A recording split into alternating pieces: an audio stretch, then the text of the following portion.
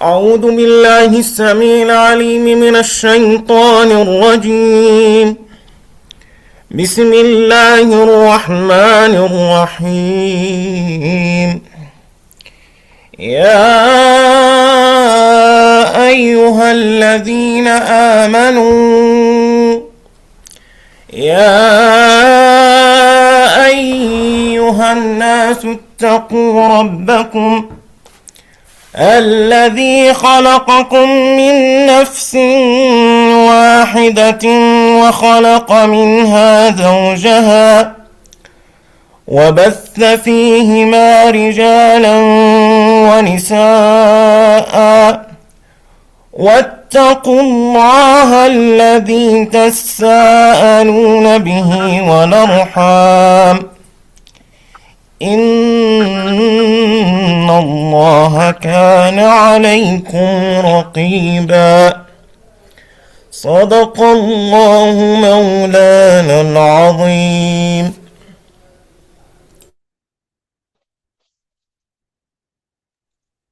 طيب الله أنفاسك سي محمد، هذه مفاجأة. إذا شكرا. عطر الله أنفاسك. نمر مباشرة للأستاذة نادية لتلقي على مسامعنا محاضرتها.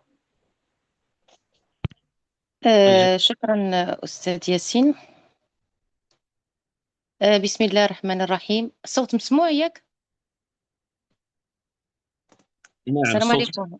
مسموع؟ نعم نعم نعم.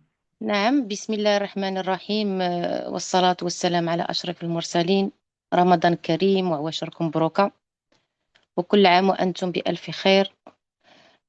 أشكر المنتدى بكل عناصره، وأشكر كل من ساهم من قريب ومن بعيد في إحياء هذا الشهر العلمي الممتع، ولي الشرف أن أشارك فيه وأن تكون هذه المحاضرة ضمن هذه الباقة العلمية النيرة.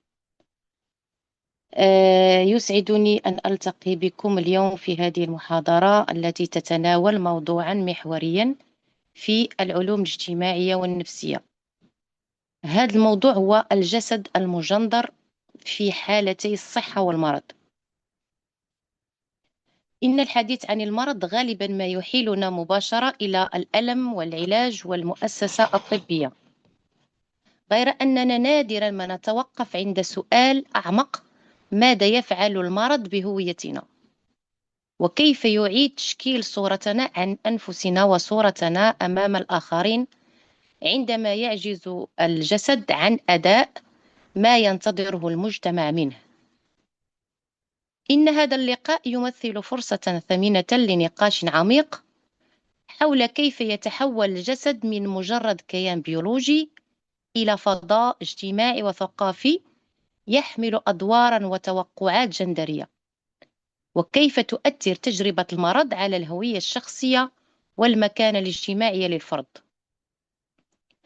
فعندما نتحدث عن الجسد، فإن أول ما يتبادر إلى الذهن هو البعد البيولوجي، يعني مجموعة من الأعضاء والوظائف الفيزيولوجية التي تنظم الحياة العضوية للإنسان. غير أن هذا الفهم يظل محدودا إذا ما نظرنا إلى الجسد من زاوية العلوم الإنسانية والاجتماعية. فالجسد ليس مجرد كيان طبيعي، بل هو فضاء تتقاطع فيه البيولوجيا بالثقافة، والطبيعة بالمجتمع، والفرد بالبنية الاجتماعية التي ينتمي إليها. ومن خلال الجسد لا يعيش الإنسان اختلافه البيولوجي فحسب، بل يعيش أيضا المعاني الاجتماعية التي يضفيها المجتمع على هذا الاختلاف. فالجسد يشكل الوسيط الأساسي بين الجنس البيولوجي والنوع الاجتماعي، فمن خلاله تترجم الفروق البيولوجية إلى أدوار اجتماعية وثقافية تحدد ما ينتظر من الرجال والنساء داخل المجتمع. وبهذا المعنى يصبح الجسد حاملا للوظائف الاجتماعية ومجالا لتجسيد الهوية الجندرية. لكن هذه الوساطة التي يقوم بها الجسد لا تبقى ثابتة، إذ تتعرض للاهتزاز كلما دخل الجسد في تجربة المرض. فالمرض لا يغير فقط الحالة الفيزيولوجية للجسد، بل يعيد أيضا تشكيل العلاقة بين الجسد والهوية الجندرية والمكانة الاجتماعية. وسنتناول في محاضرتنا هذه الجسد باعتباره وسيطا بين الجنس البيولوجي والنوع الاجتماعي كما سبق الذكر، مع تحليل متعمق لتجربة المرض من منظور سيكوسيولوجي يجمع بين الأبعاد النفسية والاجتماعية والثقافية. وسنحاول ضمنيا الإجابة على أسئلة مركزية مثل: كيف يعيد المرض ترتيب الأدوار الجندرية داخل المجتمع؟ ما العلاقة بين صورة الجسد وصورة الذات في حال المرض؟ وكيف يعكس الجسد المريض التفاعلات المعقدة بين الفرد والمؤسسات والمعايير الاجتماعية؟ كيف يعيد المرض تشكيل العلاقة بين الجسد المجندر والهوية النفسية والمتوقع الاجتماعي للفرد؟ كيف يتحول المرض إلى لحظة تفاوض جندري داخل المجتمع؟ ماذا يحدث حين يتصدع هذا الجسد بفعل المرض؟ كيف يتشكل عيش الجسد نفسيا واجتماعيا داخل نظام جندري يحدد الأدوار والتوقعات؟ وأتمنى صادقة أن تكون هذه المحاضرة منصة لإثراء معرفتنا النظرية وفهم أعمق للتجربة الإنسانية في تدخلاتها الجسدية والاجتماعية والنفسية في حال الصحة والمرض. سنتناول في هذه المحاضرة 7 محاور. الجسد كبناء. المحور الأول هو الجسد كبناء اجتماعي. المحور الثاني الجسد المجندر كأداء اجتماعي. المحور الثالث الصحة كشرط لأداء الوظائف الجندرية. المحور الرابع المرض كتجربة نفسية واجتماعية. المحور الخامس السياسة الحيوية للجسد المجندر. المحور السادس تجربة المرض بين الرجال والنساء، مقاربة سوسيولوجية للجسد المجندر. وسابعا وأخيرا المرض وصورة الجسد وإعادة بناء الهوية الجندرية.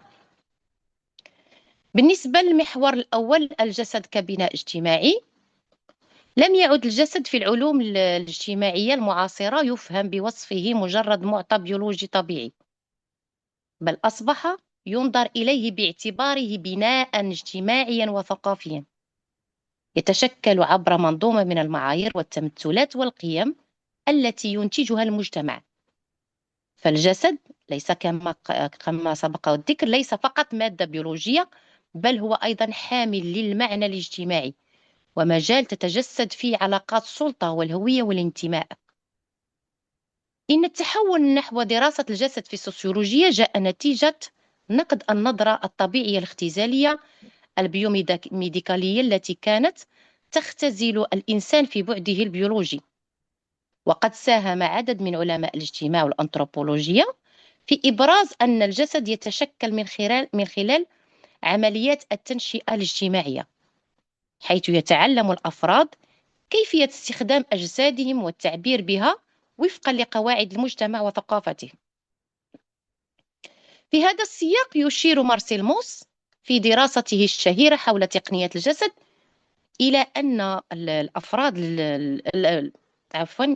الأفعال الجسدية اليومية مثل المشي أو الجلوس أو التعبير عن الألم ليست مجرد حركات طبيعية، بل هي نتاج تعلم اجتماعي طويل. فكل مجتمع يطور طرقا خاصة في استخدام الجسد تنتقل عبر التربية والعادات والتقاليد، مما يجعل الجسد في حد ذاته كما قلنا حاملا للثقافة ومتورطا اجتماعيا. كما يؤكد بير بورديو من خلال مفهوم الهابيتوس أن الجسد يمثل مخزونا للتاريخ الاجتماعي للفرد. فالهابيتوس يشير إلى منظومة من الاستعدادات المكتسبة التي تتجسد في الممارسات اليومية للأفراد، وتنعكس في طريقة تحركهم أو جلوسهم أو حتى تعبيراتهم الجسدية. وبهذا المعنى يصبح الجسد ذاكرة اجتماعية مجسدة تعكس الموقع الطبقي والثقافي للفرد داخل المجتمع. ومن جهة أخرى يذهب ميشيل فوكو إلى أبعد من ذلك، حيث يربط الجسد بعلاقات السلطة، إذ يرى أن المجتمعات الحديثة تمارس أشكالا متعددة من الضبط والتحكم في الأجساد عبر المؤسسات المختلفة مثل المدرسة والمستشفى والسجن. فهذه المؤسسات لا تهدف فقط إلى تنظيم السلوك، بل تسعى أيضا إلى إنتاج أجساد منضبطة ومطابقة لمعايير الاجتماعية. في هذا الإطار يتحدث فوكو عن مفهوم السياسة الحيوية، وسنتطرق إلى هذا المفهوم في محور قادم إن شاء الله. قلنا أن هذا المفهوم الذي يشير إلى الطرق التي تدير بها المجتمعات الحياة البشرية عبر مراقبة الصحة والمرض والإنجاب. وبناء على هذه المقاربات التي سبق ذكرها، يمكن القول أن الجسد ليس مجرد معطى طبيعي، بل هو نتاج تفاعل معقد بين البيولوجيا والثقافة والمجتمع. فهو يصاغ داخل شبكة من القيم والمعايير التي تحدد ما يعتبر جسدا طبيعيا أو سليما أو جميلا أو منحرفا. كما أن هذه المعايير تختلف باختلاف السياقات الثقافية والتاريخية، مما يؤكد أن فهم الجسد يتطلب تحليله ضمن الإطار الاجتماعي الذي يتشكل داخله. في هذا السياق يؤكد عالم الاجتماع كريس شيلين، للإشارة هو عالم اجتماع بريطاني معاصر ويعد من أبرز الباحثين في سوسيولوجيا الجسد. يؤكد هذا العالم أن الجسد يمثل في المجتمعات الحديثة موقعا مركزيا لبناء الهوية الفردية والاجتماعية، حيث أصبح الأفراد يعبرون عن ذواتهم ومكاناتهم الاجتماعية من خلال ممارسات جسدية متعددة تتراوح بين العناية بالمظهر والرياضة وأنماط العيش الصحية.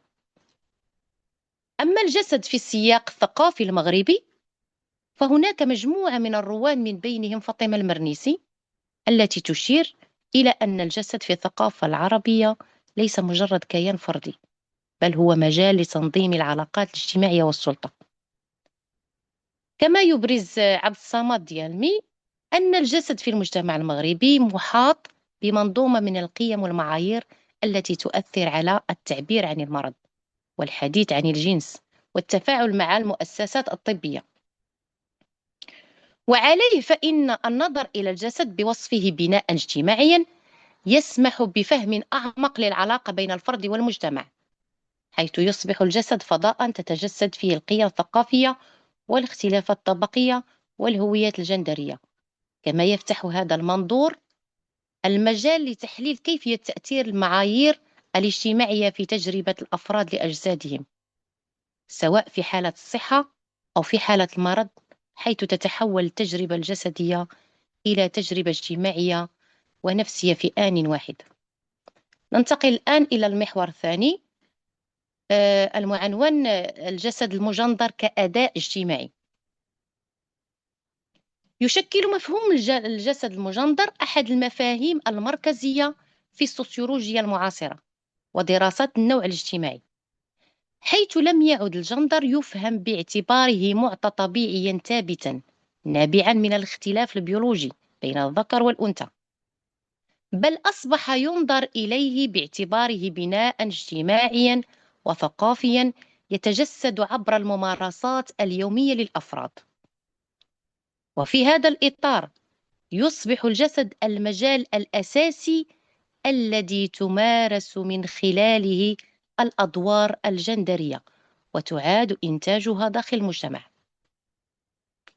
ويعد مفهوم الأداء الجندري من المفاهيم الأساسية التي طورتها الفيلسوفة الأمريكية جوديث بيتلر، حيث ترى أن الجندر ليس هوية ثابتة أو جوهرا طبيعيا، بل هو فعل اجتماعي متكرر يتم إنتاجه من خلال سلسلة من الأفعال والتصرفات التي يؤديها الأفراد وفق المعايير الاجتماعية السائدة. فالفرد لا يولد وهو يحمل هوية جندرية مكتملة، بل يتعلم منذ الطفولة كيفية أداء الذكورة أو الأنوثة عبر أنماط محددة من السلوك واللباس والحركات والتعبيرات الجسدية. وبهذا المعنى يصبح الجسد مسرحا للأداء الاجتماعي للجندر، حيث يعاد إنتاج الفروق الجندرية من خلال الممارسات اليومية التي تبدو في ظاهرها طبيعية، لكنها في الواقع نتاج عمليات اجتماعية وثقافية معقدة. فطريقة المشي ونبرة الصوت وأنماط اللباس وحتى التعبير عن المشاعر كلها كما سبق الذكر كلها عناصر تساهم في بناء الصورة الاجتماعية للذكورة والأنوثة. وقد سبق أن مهدت الفيلسوفة الفرنسية سيمون دو بوفوار لهذا التصور عندما أكدت في كتابها الشهير الجنس الثاني أن المرأة لا تولد امرأة بل تصبح كذلك، ويعني ذلك أن الأنوثة ليست قدرا بيولوجيا بل هي نتيجة عملية طويلة من التنشئة الاجتماعية التي تشكل تصور المرأة لذاتها ولجسدها وفق المعايير الثقافية للمجتمع. وفي السياق نفسه يمكن فهم الجسد المجندر من خلال المقاربة التفاعلية التي قدمها عالم اجتماع إيرفينغ غوفمان، حيث يرى أن الحياة الاجتماعية تشبه المسرح، وأن الأفراد يقدمون أنفسهم أمام الآخرين عبر أداءات اجتماعية تهدف إلى التحكم في في الانطباعات التي يكونها الآخرون عنهم. ومن هذا المنظور فإن الأدوار الجندرية تشكل جزءا من هذا الأداء الاجتماعي، حيث يسعى الأفراد إلى تجسيد المعايير المتوقعة منهم اجتماعيا بوصفهم رجالا أو نساء. إن هذا التصور يسمح بفهم كيف تصبح الهوية الجندرية عملية دينامية يتم إنتاجها باستمرار عبر التفاعل الاجتماعي. فالمجتمع يحدد مجموعة من التوقعات المرتبطة بكل من الذكورة والأنوثة، ويقوم الأفراد بإعادة إنتاج هذه التوقعات عبر أجسادهم وممارساتهم اليومية. والخروج عن هذه المعايير قد يؤدي إلى أشكال مختلفة من التوتر أو الوصم الاجتماعي، لأن المجتمع يميل إلى الحفاظ على الاستقرار بالحفاظ على الحدود الرمزية بين الأدوار الجندرية. ومن جهة أخرى تؤكد عالمة اجتماع رويان كونيل، وهي للإشارة هي عالمة اجتماع أسترالية وتعد من أهم الباحثين في دراسة النوع الاجتماعي والرجولة، وتعرف أساسا بتطوير مفهوم الرجولة المهيمنة، وهو من المفاهيم الأكثر تأثيرا في علم الاجتماع ودراسة الجندر. تؤكد هذه العالمة أن الأدوار الجندرية لا تتجسد فقط في العلاقات الفردية بل ترتبط أيضا بالبنى الاجتماعية الواسعة التي تنظم علاقة السلطة بين الرجال والنساء. ففي هذا الإطار يصبح الجسد المجندر جزءا من نظام اجتماعي أوسع يعيد إنتاج تفاوتات الجندرية من خلال المؤسسات الاجتماعية المختلفة مثل الأسرة والمدرسة وسوق العمل. وبناء على ذلك يمكن القول أن الجسد المجندر لا يمثل مجرد اختلاف بيولوجي بل هو نتيجة عملية اجتماعية مستمرة يتم من خلالها تشكيل الهوية الجندرية وإعادة إنتاجها.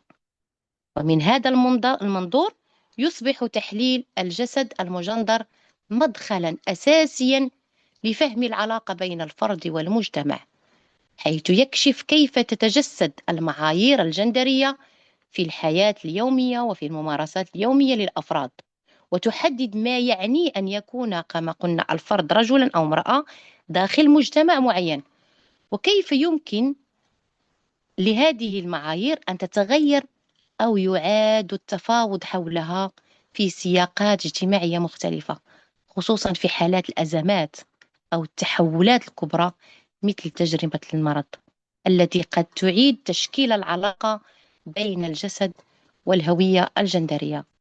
ننتقل الآن إلى المحور الثالث، وهو الصحة كشرط أساسي لأداء الأدوار الجندرية، وآلية كذلك لتنزيل الوظائف الاجتماعية.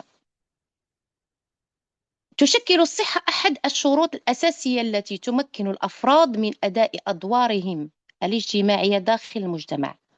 فالفرد لا ينظر إليه فقط بوصفه كائنا بيولوجيا، بل بوصفه أيضا فاعلا اجتماعيا، يؤدي مجموعة من الوظائف المرتبطة بموقعه الاجتماعي، ومن بينها الأدوار الجندرية التي تحدد ما ينتظر من الرجال والنساء في إطار البنية الاجتماعية. وفي هذا السياق يصبح الجسد السليم شرطا أساسيا لضمان الاستمرارية الوظيفية للنظام الاجتماعي. في إطار السوسيولوجيا الوظيفية، قدم عالم الاجتماع الأمريكي تالكت بارسونز تصورا مهما للعلاقة بين الصحة والنظام الاجتماعي، حيث اعتبر أن الصحة تمثل حالة ضرورية تثير للفرد تتيح للفرد أداء أدواره الاجتماعية بكفاءة.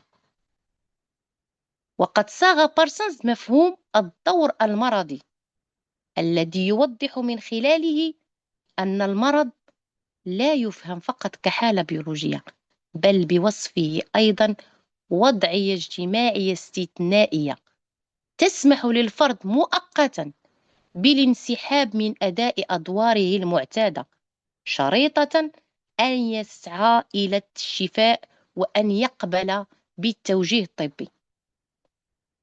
انطلاقا من هذا المنظور، تصبح الصحة شرطا أساسيا لأداء الوظائف الجندرية التي يحددها المجتمع للرجال والنساء. فالأدوار الجندرية لا تقتصر على التمثلات الثقافية للذكورة والأنوثة، بل تتجسد أيضا في مجموعة من الممارسات الاجتماعية المرتبطة بالجسد، مثل العمل والإنتاج والرعاية والإنجاب. وبالتالي فإن أي اختلال في الصحة قد يؤدي إلى اضطراب في القدرة على أداء هذه الأدوار، مما ينعكس بدوره على التوازن الاجتماعي. في العديد من السياقات الثقافية يرتبط الجسد الرجل بالقدرة على العمل والإنتاج والقوة الجسدية، وهو ما يجعل الصحة الجسدية شرطا أساسيا للحفاظ على الهوية الذكورية داخل المجتمع. ففقدان القدرة على العمل أو ضعف الجسد قد ينظر إليه اجتماعيا بوصفه تهديدا لصورة الرجولة التقليدية. في المقابل، غالبا ما يربط جسد المرأة بوظائف الرعاية والخصوبة والأمومة وحتى الإثارة المورفولوجية الجسدية، مما يجعل الصحة الإنجابية والجسدية والجنسية عاملا أساسيا في تحديد مكانتها داخل البنية الأسرية والاجتماعية. وفي هذا الإطار تشير أعمال عالمة الاجتماع أناندل إيلان، وهي كذلك بريطانية الأصل وأستاذة متخصصة في سوسيولوجيا الصحة والمرض، خصوصا في يعني مختصة في أو متخصصة في الموضوع اللي كتناقشوا في العلاقة بين النوع الاجتماعي والصحة.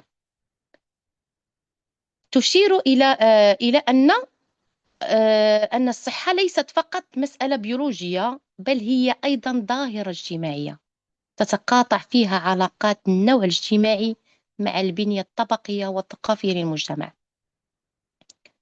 فالتوقعات الاجتماعية المرتبطة بالرجال والنساء تؤثر بشكل مباشر في كيفية إدراكهم لصحتهم وفي طرق تعاملهم مع المرض.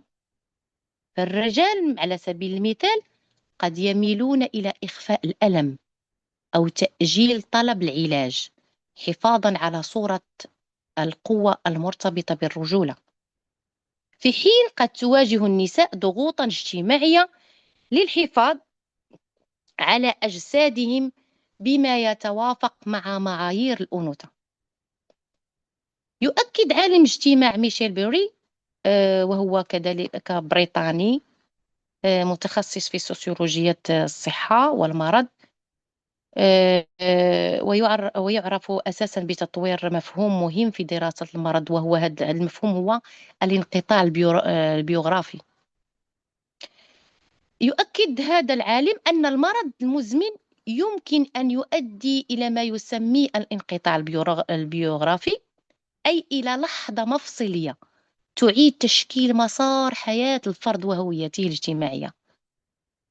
وفي حالة الجسد المجندر قد يكون لهذا الانقطاع أثر عميق على قدرة الفرد على أداء الأدوار المرتبطة بهويته الجندرية، حيث يصبح المرض عاملا يعيد ترتيب العلاقة بين الجسد والهوية الاجتماعية. وبذلك يتضح أن الصحة لا تمثل فقط حالة من التوازن البيولوجي، بل تشكل أيضا شرطا اجتماعيا لأداء الأدوار الجندرية داخل المجتمع. فالجسد السليم يسمح للفرد بالمشاركة في شبكة العلاقات الاجتماعية والاقتصادية والثقافية التي تحدد موقعه داخل البنية الاجتماعية.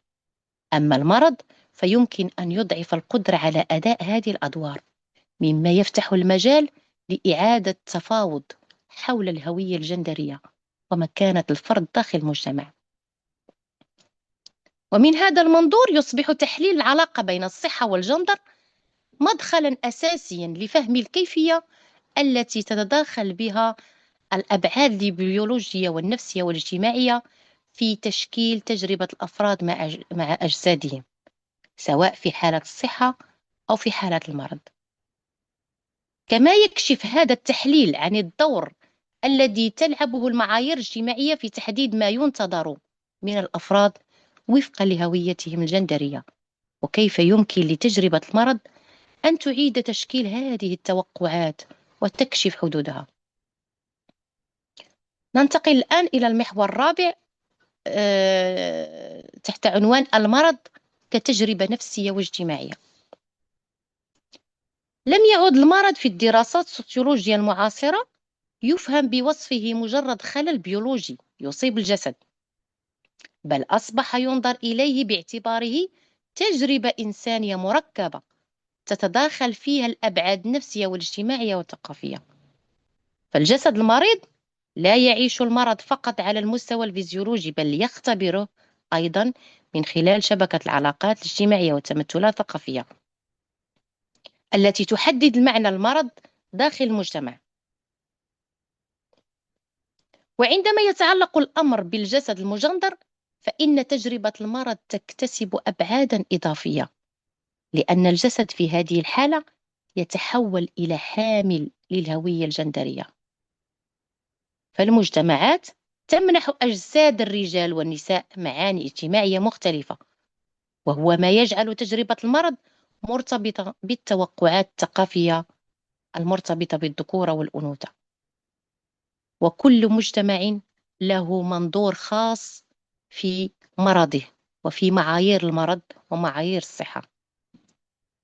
وفي هذا السياق يبرز تحليل عالم الاجتماع غوفمان لمفهوم الوصمة الاجتماعية، حيث يوظف أن بعض حالات الصحية قد تؤدي إلى نوع من الوصم الاجتماعي الذي يؤثر في صورة الفرد عن ذاته وفي الطريقة التي ينظر بها الآخرون إليه.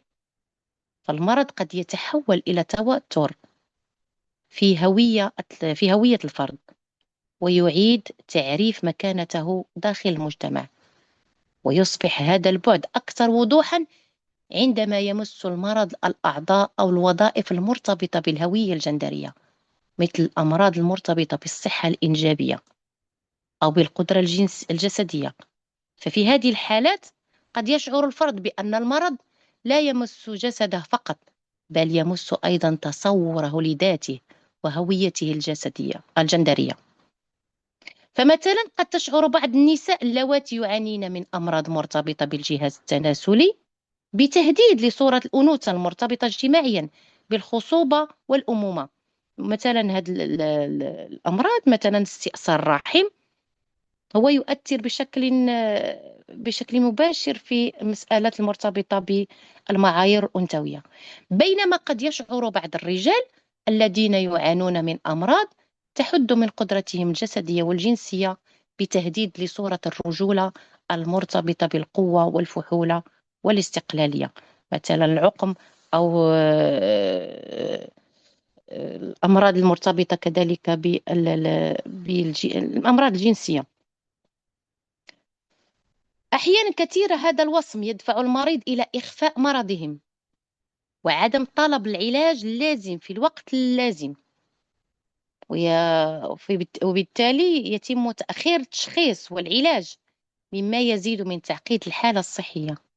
وهذا بالضبط ما توضحه نوال بوحتون، وهي للإشارات هي أستاذة وباحثة مغربية متخصصة في علم الاجتماع، وخصوصا في قضايا النوع الاجتماعي والأسرة والتحولات الاجتماعية في المجتمع المغربي. تؤكد كذلك ما سبق ذكره في دراستها الوصمة الاجتماعية المتعلقة بسرطان الثدي. كما يبرز البعد كذلك في هذا الوصم البعد النفسي لتجربة المرض من خلال التحولات التي تطرأ على صورة الجسد، وهو مفهوم أساسي في علم النفس الاجتماعي. فالجسد المريض قد يؤدي إلى تغيرات في إدراك الفرد لجسده، مما قد يولد مشاعر القلق والخوف وفقدان الثقة بالنفس. وفي هذا الإطار يشير عالم الاجتماع آرتن كلاينمان، وهو عالم وطبيب نفسي أمريكي متخصص كذلك في الأنثروبولوجيا الطبية وتجربة المرض، يشير إلى ضرورة التمييز بين المرض بمعناه الطبي وبوصفه حالة طبية، في الإنجليزية كنقولوا disease، والمرض بوصفه تجربة معيشة illness. فبينما يشير المفهوم الأول يعني بمعنى الطبي، بينما يشير المفهوم الأول إلى الخلل البيولوجي الذي يدرسه الطب، يعني ما كنقولوا ديسيز يعني المفهوم الذي يتعارف عليه جميع الأطباء في جميع أنحاء العالم، هذاك هو اللي كيتسمى ديسيز. أما إلنس فهو المفهوم فهذا المفهوم يشير إلى الطريقة التي يعيش بها الأفراد المرض ويعطونه معنى داخل سياقهم الاجتماعي والثقافي من مشاعر ومعاناة وإدراك اجتماعي وعلاقات أسرية. وهذا المفهوم الأخير يعني illness يختلف من ثقافة إلى أخرى ومن فرد إلى آخر، حتى مع وجود نفس التشخيص. يعني نجد بعض المرات أن كتلقى نفس التشخيص عند فردين، ولكن في المعنى المرض بوصفه تجربة معيشة، يعني كنلقاو معنيين مختلفين. ومن هنا يصبح المرض تجربة سيكوسوسيولوجية بامتياز، لأنه يكشف عن التفاعل المعقد بين الجسد والهوية والمجتمع. فالأفراد لا يواجهون المرض بوصفهم كائنات بيولوجية فقط، بل بوصفهم أيضا أعضاء في مجتمع يحمل توقعات ومعايير محددة حول الجسد والصحة والهوية الجندرية. وقد يؤدي المرض في بعض الأحيان إلى إعادة تفاوض حول هذه المعايير، حيث يضطر الفرد إلى إعادة تعريف ذاته خارج الأدوار الاجتماعية التي كان يؤديها سابقا. وبذلك يمكن القول أن المرض يمثل لحظة كاشفة للعلاقة بين الجسد والمجتمع، لأنه يضع الفرد في مواجهة مباشرة مع حدود الجسد ومع التوقعات الاجتماعية المرتبطة به. كما يسمح تحليل المرض من منظور سيكوسوسيولوجي بفهم أعمق للطريقة التي تتقاطع بها الأبعاد النفسية والاجتماعية في تشكيل تجربة الأفراد مع أجسادهم، خاصة عندما يتعلق الأمر بالجسد المجندر الذي يحمل في داخله معاني ثقافية ورمزية تتجاوز البعد البيولوجي البحت. بالنسبة للمحور الخامس تحت عنوان السياسة الحيوية للجسد المجندر، يعد مفهوم السياسة الحيوية من المفاهيم الأساسية في تحليل العلاقة بين الجسد والمجتمع في الفكر السوسيولوجي المعاصر. ويشير هذا المفهوم إلى الطرق التي تمارس بها المجتمعات الحديثة أشكالا متعددة من التنظيم والضبط على الحياة البشرية من خلال التحكم في الصحة والمرض والإنجاب والجسد. وقد ارتبط هذا المفهوم بشكل أساسي بأعمال ميشيل فوكو الذي بين أن السلطة في المجتمعات الحديثة لم تعد تقتصر على القمع المباشر، بل أصبحت تعمل عبر آليات دقيقة لتنظيم الحياة البيولوجية للأفراد. يرى فوكو أن التحول الذي عرفته المجتمعات الحديثة منذ القرن الثامن عشر أدى إلى ظهور شكل جديد من السلطة سماه السلطة الحيوية، وهي سلطة كما قلنا تهتم بإدارة الحياة البشرية عبر مجموعة من المؤسسات مثل المستشفى والمدرسة والسجن ومؤسسات الصحة العامة. وتتمثل وظيفة هذه السلطة في تنظيم الأجساد وجعلها أكثر انضباطا وإنتاجية من خلال مراقبة الصحة وتنظيم الإنجاب والتحكم في السلوكيات المرتبطة بالجسد. في هذا الإطار يصبح الجسد ليس مجرد كيان بيولوجي، بل موضوعا للتدخل المؤسسي والاجتماعي. يعني يصبح الجسد ليس ملكا للفرد، بل يصبح المؤسسات هي التي تتحكم في هذا الجسد. فالمؤسسات الطبية على سبيل المثال لا تكتفي بمعالجة المرض، بل تساهم أيضا في تحديد المعايير التي تميز بين الجسد السليم والجسد المريض، وبين السلوك الجسدي المقبول وغير المقبول. وبهذا المعنى فإن المعرفة الطبية نفسها تتحول إلى أداة من أدوات تنظيم الجسد داخل المجتمع. وعندما يتعلق الأمر بالجسد المجندر، فإن السياسة الحيوية تكتسب بعدا إضافيا، لأن الجندر يمثل أحد المجالات الأساسية التي تمارس من خلالها المجتمعات أشكالا مختلفة من الضبط والتنظيم. فالأجساد الذكورية والأنثوية تخضع لمجموعة من المعايير الاجتماعية والطبية التي تحدد وظائفها وأدوارها داخل المجتمع، خصوصا فيما يتعلق بالصحة الإنجابية والجنسية. وفي هذا السياق تشير الباحثة النسوية نيكولاس روز إلى أن المجتمعات المعاصرة تشهد توسعا في أشكال الحوكمة البيولوجية التي تعتمد على الخبرة الطبية والعلمية لتنظيم حياة الأفراد. فالمؤسسات الصحية والسياسات العامة المتعلقة بالصحة لا تهدف فقط إلى علاج المرض، بل تسعى أيضا إلى توجيه سلوك الأفراد نحو أنماط حياة معينة تعتبر صحية أو طبيعية. ويظهر هذا البعد بوضوح في السياسات الصحية المرتبطة بجسد المرأة، حيث يشكل الجسد الأنثوي موضوعا مركزيا للمتابعة الطبية والتنظيم الاجتماعي، خاصة فيما يتعلق بالحمل والإنجاب والصحة الإنجابية. فهذه المجالات لا ترتبط فقط بالطب، بل تتداخل فيها أيضا اعتبارات ديموغرافية واقتصادية وثقافية، مما يجعل الجسد الأنثوي جزءا من رهانات اجتماعية أوسع تتعلق بإدارة السكان وتنظيم الحياة الاجتماعية. كما يبرز البعد السياسي للجسد المجندر من خلال الدور الذي تلعبه المعايير الصحية والجمالية في تشكيل تصور الأفراد لأجسادهم.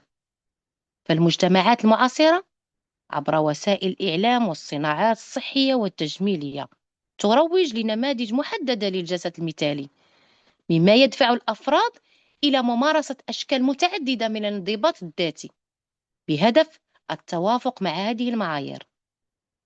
وهنا تتحول السلطة من مجرد سلطة خارجية مفروضة إلى سلطة داخلية يمارسها الأفراد على أنفسهم في إطار ما يسميه فوكو بتقنيات الذات. وبذلك يكشف تحليل السياسة الحيوية للجسد المجندر أن الجسد يمثل مجالا مركزيا تتقاطع فيه السلطة والمعرفة والهوية.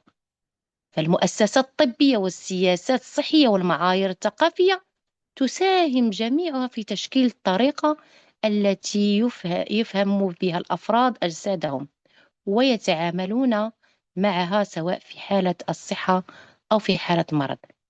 كما يوضح هذا التحليل أن تجربة المرض لا يمكن فصلها عن السياق الاجتماعي والسياسي الذي يتشكل فيه معنى الجسد ووظائفه.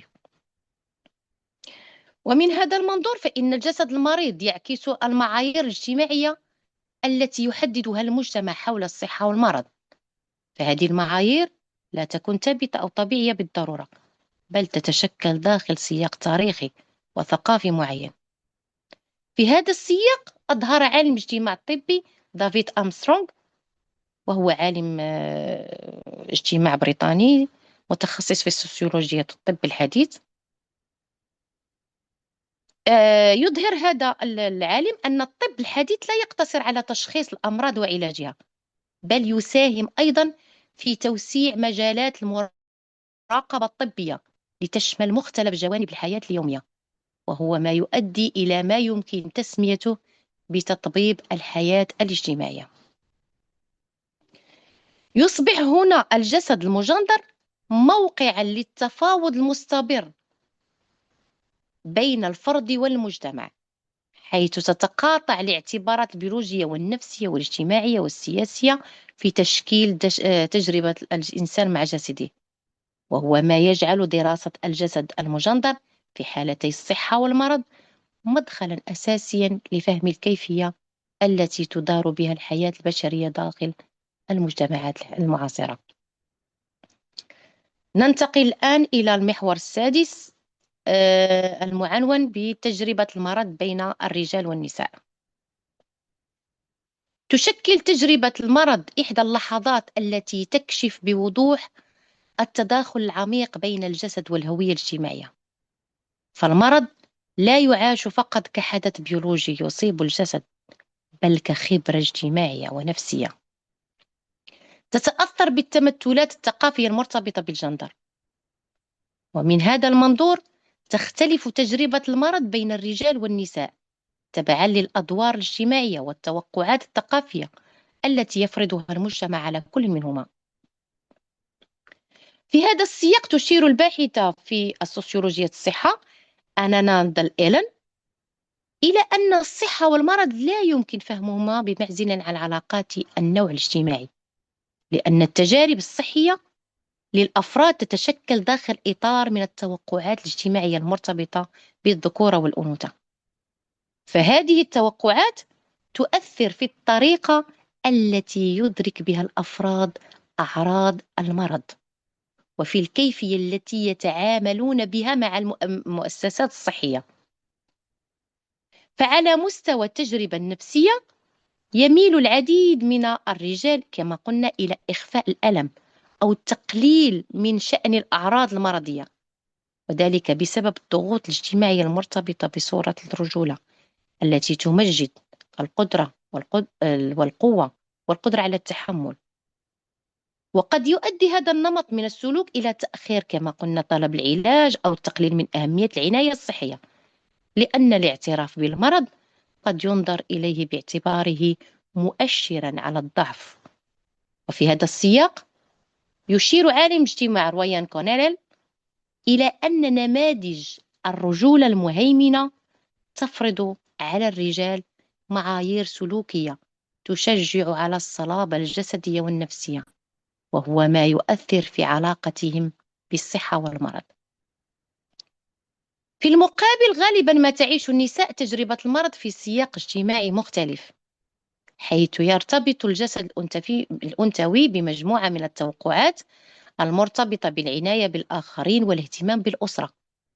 قد يؤدي هذا الدور إلى نوع من التوتر بين العناية بالذات والعناية بالآخرين، حيث قد تميل بعض النساء إلى إهمال صحتهن الخاصة بسبب المسؤوليات الأسرية والاجتماعية. كما أن بعض الأمراض المرتبطة بالجهاز التناسلي أو بالصحة الإنجابية قد تحمل أبعادا رمزية تؤثر في صورة المرأة عن ذاتها وفي الطريقة التي ينظر بها المجتمع إليها. ومن جهة أخرى تشير الدراسات السوسيولوجية إلى أن النساء غالبا ما يكون أكثر انفتاحا على التعبير عن الألم واللجوء إلى الرعاية الصحية مقارنة بالرجال، وهو ما يعكس اختلافا في أنماط التنشئة الاجتماعية المرتبطة بالجندر. فالمجتمع يسمح للنساء بدرجة أكبر من التعبير عن الضعف الجسدي أو العاطفي، لذلك فكنلقاو يعني النساء غالبا كثير دائما يئن، دائما الكثير الأنين، في حين الرجال قلما ما كنلقاو شي راجل كينين في الليل ولا ربي حبيبي ولا يقول بعض الكلمات التعبيرية عن الألم، ماشي بحال النساء. في حين يفرض على الرجال كما قلنا معايير أكثر صرامة تتعلق بالتحمل والاستقلالية. كما أن هذه الاختلافات لا تتعلق فقط بالتجربة الفردية للمرض، بل تمتد أيضا إلى العلاقة مع النظام الصحي. فقد أظهرت بعض الدراسات أن الأعراض التي تعبر عنها النساء قد تفسر أحيانا بطريقة مختلفة داخل المؤسسات الطبية، حيث قد يتم التقليل من بعض شكواهن الصحية أو ربطها بعوامل نفسية، وهو ما يعكس استمرار بعض التحيزات الجندرية داخل الممارسات الطبية. ولذلك كنلقاو أغلبية النساء يعني ها هي حازمة ركبتها، ها هي شادة رجلها، يعني ما دامت تؤدي وظائفها الاجتماعية على أحسن ما يرام فهي قد لا تزور الطبيب حتى يعني كيوقع فاس في الراس، حتى كتشخص بشكل متأخر. المهم هي أنها تكون قادرة على أداء، لا زالت قادرة على أداء الوظائف الاجتماعية. وبناء على ذلك يمكن القول أن تجربة المرض بين الرجال والنساء ليست مجرد اختلاف في الاستجابة البيولوجية للمرض، بل هي انعكاس للبنية الاجتماعية التي تحدد الأدوار الجندرية والمعايير الثقافية المرتبطة بالجسد. فالمرض يكشف عن العلاقة المعقدة بين الجسد والهوية الاجتماعية، ويظهر كيف يمكن المعايير الجندرية أن تؤثر في الطريقة التي يعيشها الأفراد أجسادهم وفي كيفية تعاملهم مع الصحة والمرض. ومن هذا المنظور يصبح تحليل الاختلافات الجندرية في تجربة المرض مدخلا أساسيا لفهم التفاعل بين العوامل البيولوجية والنفسية والاجتماعية، وفي تشكيل التجربة الصحية للأفراد، كما يساهم في تطوير مقاربات صحية أكثر حساسية للفروق الجندرية وأكثر قدرة على فهم تعقيد التجربة الإنسانية للمرض، حيث يصبح الجسد ليس فقط موقعا للمرض أو للصحة، بل أيضا فضاء لإنتاج المعنى وإعادة تشكيل الهوية داخل المجتمع. في المحور السابع تحت عنوان المرض وصورة الجسد وإعادة بناء الهوية الجندرية. من منظور علم النفس الاجتماعي تمثل صورة الجسد البناء الذهني الذي يشكله الفرد حول مظهر جسده وقدراته ووظائفه. وقد أظهرت الدراسات أن الأمراض التي تؤثر في مظهر الجسد أو في وظائفه الأساسية يمكن أن تؤدي إلى اضطرابات في هذه الصورة، مما ينعكس على تقدير الذات وعلى الشعور بالهوية الشخصية. وفي هذا السياق يؤكد عالم النفس بول شيدلر أن صورة الجسد ليست مجرد إدراك فردي، بل هي أيضا نتاج لتفاعل اجتماعي، حيث تتشكل من خلال نظرة الآخرين وردود أفعالهم تجاه الجسد. وعندما يتعلق الأمر بالجسد المجندر فإن تأثير المرض على صورة الجسد يكتسب أبعادا إضافية، لأن الهوية الجندرية ترتبط ارتباطا وثيقا بالتمثلات الاجتماعية للجسد. مثال على ذلك هي بعض يعني مثلا سرطان الثدي، يتم استئصال الثدي غالبا الإناث أو النساء الذي تم استئصال الثديين ما كيبغيوش يمشوا للحمام غالبا. وهذه يعني عبر تجربة، من خلال تجربة ميدانية، أنه يرفضن يعني الذهاب إلى الحمام باش ما بقوش العيالات يشوفوا فيهم ويسألوهم ولا يعني هذيك النظرة للشفقة. ولذلك فأي تغير في الجسد قد يفسر أيضا باعتباره تغيرا في الهوية، كما أن المرض قد يؤدي إلى إعادة تنظيم هويته وعلاقاته، يعني المريض وعلاقاته الاجتماعية. ففي هذه اللحظة يصبح الجسد المريض مركزا لإعادة بناء المعنى الشخصي والاجتماعي للحياة، حيث يصبح الفرد يسعى إلى التكيف مع التغيرات الجسدية والنفسية التي فرضها المرض. غير أن عملية إعادة بناء الهوية لا تتم في فراغ، بل تحدث كذلك داخل إطار اجتماعي وثقافي يحدد المعايير التي ينظر من خلالها إلى الجسد والصحة والجندر. ولذلك فإن قدرة الفرد على إعادة بناء هويته بعد المرض ترتبط أيضا بالدعم الاجتماعي الذي يتلقاه، وبمدى مرونة المعايير الثقافية التي تحكم تصور المجتمع للجسد. وبناء على ذلك يمكن القول أن المرض لا يمثل فقط تجربة معاناة جسدية، بل قد يشكل أيضا فرصة لإعادة تشكيل العلاقة بين الفرد وجسده وبين هويته الجندرية.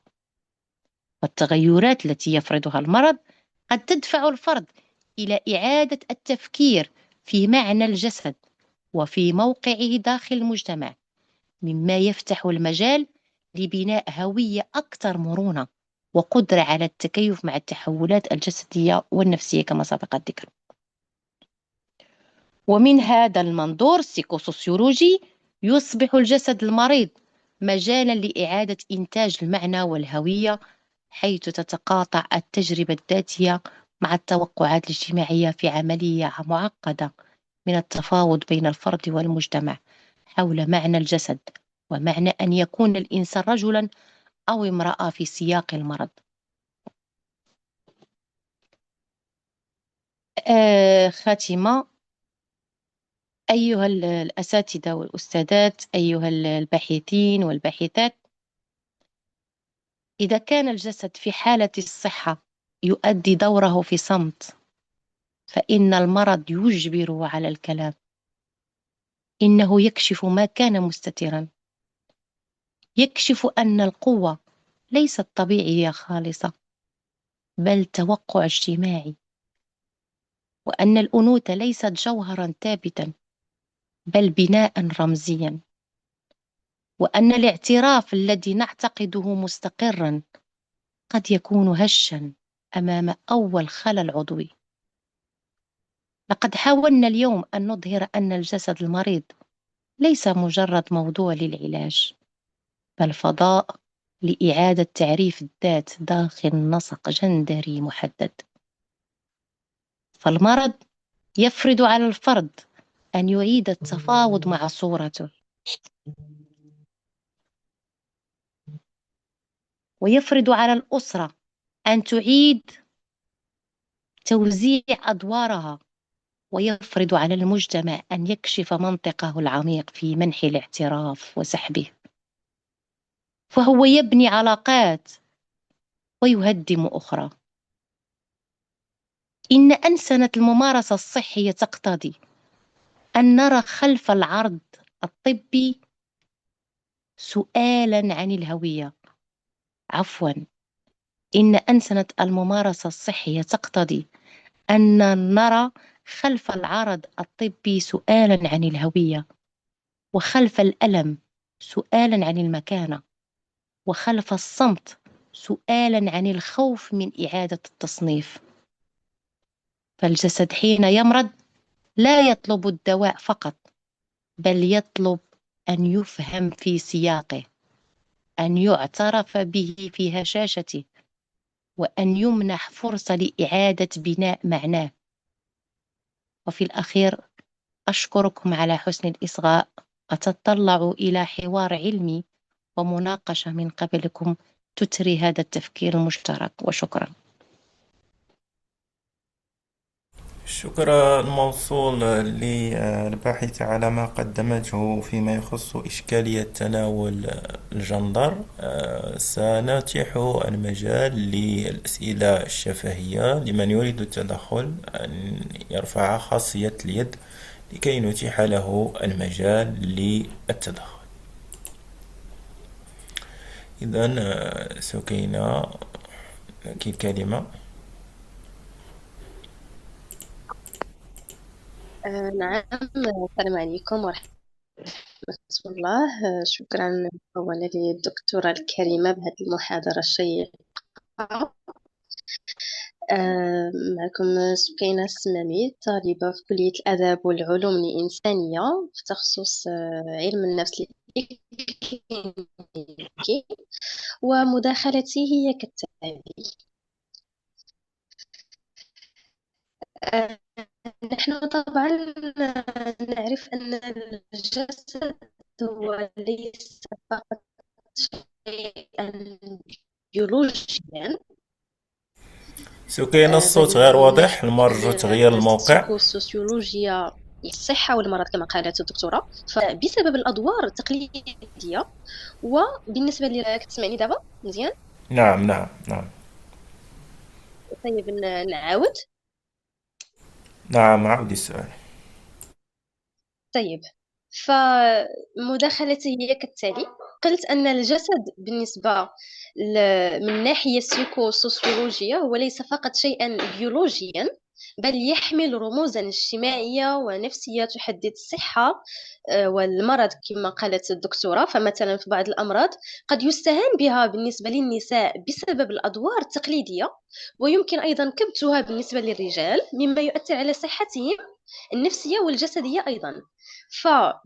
دائما تحت المجتمع المغربي، السؤال هو: هل يمكن الاعتبار الضغط الاجتماعي المرتبط بالأدوار التقليدية للجنسين في المغرب طبعا سببا مباشرا في تدهور الصحة النفسية والجسدية لكلا الجنسين؟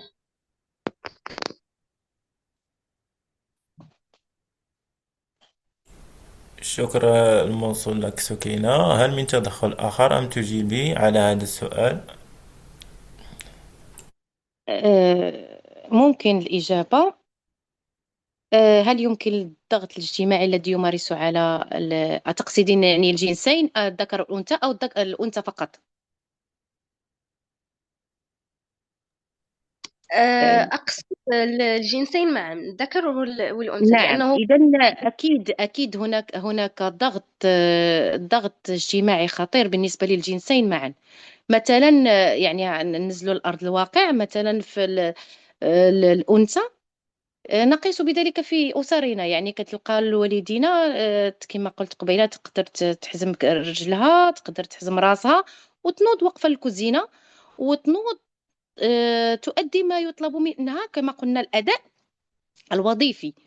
يعني تا الوليدات وولادها، يعني الأطفال، يطلبون منها: امي فاش درتي الغداء، امي انت راه فينا الجوع، مسكينه وكتحزم راسها وكتنوض. اذا وقتاش كتذهب الى التشخيص؟ متى؟ حتى يعني حتى كتريب، ماشي حتى يعني كتحس بالالم، لا، حتى كتريب في مره. داكشي علاش قبيلات قلنا ان هناك مفهومين المساله الصحيه. هناك ديسيز وإلنس. ديسيس هو ما يعرف عند الأطباء. يعني مثلا الأطباء تيقول لك: متحس بهذا العرض، خاص المريض يذهب إلى الطبيب أو للتشخيص. في حين فوقتاش بالنسبة للإلنس هو ما يعتبر مرضا عند ذلك المجتمع. يعني هنا بالنسبة للمجتمع المغربي، فوقتاش المريض كيحس يعتبر راسه مريض؟ فوقتاش حتى كيتقاس في الوظائف الاجتماعية. او مثلا المراه واخا كتحس بوجاع، ولا ما كتصافي كتنوض الاعشاب وتحرك من هنا، ولان ما عندهاش الوقت وما عندهاش الفرصه باش تمشي باش تطلب تشخيص وتشوف شنو عندها. لان ما عندهاش تخلي اسرتها، ما عندهاش فين تخلي شكون اللي غيشد لها الوليدات، شكون اللي غيدير وشكون اللي غيفعل. هذه امور بالنسبه يعني المرأة. وكذلك أمر آخر هو بالنسبة للأمور اللي تتعلق بالهوية الأنثوية، مثلا كما قلت قبيلات السرطان. وهذا أنا يعني موضوع البحث ديالي في الدكتوراه. هي ولقيت أن هناك نساء كيتماطل باش يمشيو للتشخيص لان خايفه لا يصدق عندها سرطان، والراجل ما يتعجبوش الامر وينوض يتزوج عليها وبالفعل هناك حالات تم يعني تمت اهمالهن بعد يعني بعد تشخيصهن بسرطان، خصوصا سرطان الرحم. يعني مازال سرطان الثدي شويه، اما سرطان الرحم في الأخير كيبقى المجتمع ينصف الرجل أن الرجل لا يمكن أن يصبر على الشق الجنسي لأنه رجل، ولا بد له أن يعني يعيد الزواج، فمن حقه شرعا واجتماعيا. لكن المرأة كتبقى كتفكر هذيك اللمة الأسرية، شكون اللي غسميتو، شكون اللي غيربي ليا الولاد، شكون اللي غيدير ليا، شكون اللي غيفعل ليا، ما يجعلها يعني كتأخر التشخيص، وبالتالي تؤخر العلاج، وبالتالي الحالة الصحية تتدهور. بالنسبة للرجال عاوتاني في المقابل، الرجال المعروف عليهم أنهم خاصهم يكونوا أقوياء، خاصهم يكونوا يعني هازين المسؤولية ديال الأسرة المادية، يعني بزاف. كيقول لك تا هو لا مشيت أنا للطبيب ومشيت تشخصت، راه مشكل شكون اللي غيهز ليا هاد الاسره، شكون اللي غيعولها ليا. يعني هي الامور راه غير منصفه اجتماعيا بالنسبه للطرفين، لا الذكر ولا الانثى. نتمنى انني نكون جاوبتك. اضافه ممكن القول ان مثلا هناك بعض الامراض اجتماعيا لا تعتبر امراض، خصوصا يعني ما يرتبط بالألم. بالنسبة للنساء مثلا تقدر تكون عندها الألم ديال الحيض، فهذا ليس، رغم أنها تتألم ولكن هذه حالة طبيعية، حالة طبيعية. يعني داك الشيء علاش المجتمع تيقول لك راك ماشي مشكل، راك تتألم، يعني ما يتم عدم أخذ هذاك الألم بعين الاعتبار، لأن صافي هي موالفة الآلام، دازت بالولادة، دازت هذه دازت. تقدر تبقى النهار كامل تقول لي راني كنضرني كرشيم، ما كاينش اللي يتسوق لها. في حين الرجل لا، يعني بمجرد حتى سيكولوجيا دابا تبارك الله، انت الا كنتي تخصص علم النفس الاكلينيكي غتكوني فاهمه هذه الامور، ان هناك بالنسبه لتحمل الالم يختلف بين الرجل والمراه. يعني الرجل بمجرد يضر غير راسو ما يقدرش يصبر، ما يقدرش، لانه بيولوجيا صافي كيتوتر، يقدر يمشي ينعس ولا صافي يتوقف بزاف د الحويجات. ماشي بحال المراه يعني تقدر حازمه راسها وتنوض وجاره ركبتها، لانها اجتماعيا متابعه بواحد المسؤوليات اللي هي اجتماعيه اسريه. كنتمنى انني نكون جاوبتك.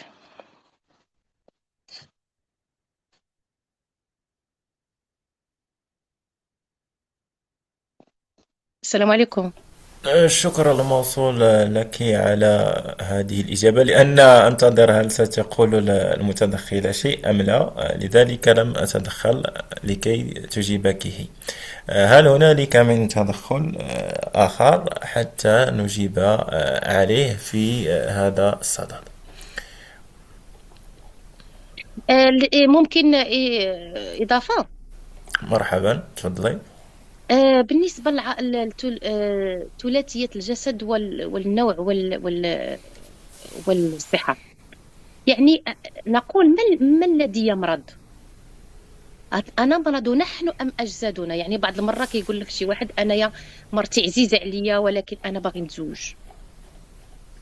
هنا هي عزيزة عليه كشخص، ولكن عندما أصاب الوهن الجسد فأصبح عاجزا عن أداء وظائفه الاجتماعية المنوطة به، تغيرت هويته وتغيرت مكانته الاجتماعية.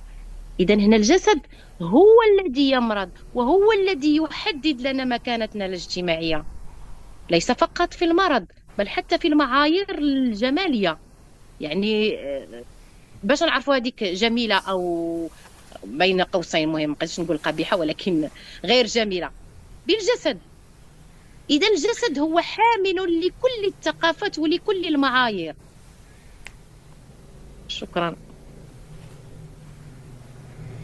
شكرا الموصول لك. حنين تفضل. السلام عليكم ورحمة الله وبركاته، وشكرا أستاذ على هذه المحاضرة القيمة.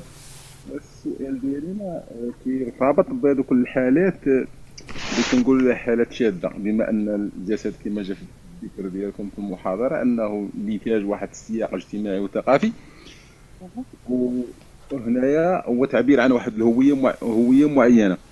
هاد الحالات الشاذة اللي كنشوفوا واحد ديال هاد سميتهم المتحولين، مثلا تيكون ذكر تيكون في متحول جنسي، ما كيعجبوا بهم مواقع التواصل الاجتماعي لا داعي لذكر الاسماء.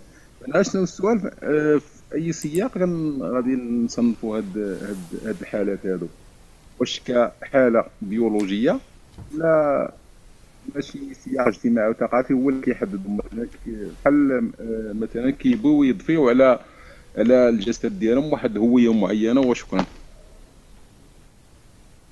بالنسبة للحالات ديال المتحولين ممكن تصنيفهم إلى صنفين. يعني كاين اللي تحت قهر الطبيعة، يعني هما أصلا أرادوا أو أجبروا على التحول لأنهم لديهم مثلا أعضاء جنسية تميل إلى إما الإناث أو الذكورة، يعني هذا مجبر تحت الضرورة. وكاين اللي صيغة بحثا عن مثلا على البوز، ولا مثلا على الشهرة، ولا مثلا بحثا عن الربح السريع، لأن الإنسان بطبيعته يميل إلى ما هو تسير به الموجة للشهرة. كما قلنا، كما قالت سيمون دو بوفوار، هي أن كاينين شي إناث أو ذكور مثلا كيتربوا وسط الإناث، أو الإناث كيتربوا وسط الذكور، كيتشبعوا ببعض الصفات اللي هي إما رجولية أو الأنثوية، ولكن هذا لا يعني أنه يقدر يمشي يتحول جنسيا. فالتحول الجنسي هو كما قلت لك كاينين جوج ديال النقاط، يا إما تحت الضرورة أو تحت بين قوسين الصيغة. هذا هو اللي كاين. شكرا الموصول لك أستاذة نادية. تفاعلا مع الطرح الذي طرحته، هو فيما يخص تناول المقاربة الجندرية، ألا ترين أنه يأخذ منحا من المقارنة الغير قابلة للمقارنة بين الطرفين، وأيضا في السياق المجتمعي هو ينظر إلى الجندرية كشيء للتمايز أو التفاضل، أو في بعض الأحيان إلى المن بين الطرف والطرف الآخر، ومحاولة إدخال الأمور في قولبة أو في نمذجة تجعل الطرف الآخر ينظر للطرف الآخر بذلك التفاضل أو التمايز أو المن عليه، وإن كان الكل هو بحاجة إلى الطرف الآخر، وأن محاولة هذا الاستغناء أو محاولة إظهار أن الطرف هو أفضل من الطرف الآخر هي ليست من صميم البناء المجتمعي في هذا الوقت أو في أوقات مختلفة. فإلى أي مدى تتفقين مع هذه الفكرة وهذا الطرح؟ أحيلك على المحاضرة، وقيل كنا درناها في 2023 ولا لا، ما هي يعني مأسسة مفهوم الجندر. يعني كنا أسسنا المفهوم وقلنا أن هذا مفهوم اللي هو تم تبلوره في عفن، وقلنا بأن كاين بزاف آه، كانت أهداف اللي هي خسيسة من جراء يعني من الدوافع الأساسية اللي خلت الجندر. ولكن أنا يعني من غير هذا السياق أنا ممكن أن أجيب وأقول أن ألا ترى معي أن الطرفين الذكر والأنثى هما ضحايا هذا المجتمع.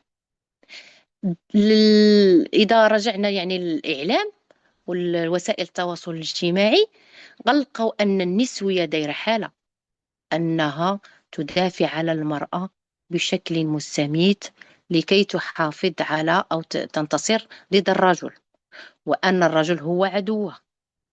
في حين هناك حركة تسمى ريد بيل، هي تنتصر الرجال ضد النساء وتجعل المرأة هي ضدها.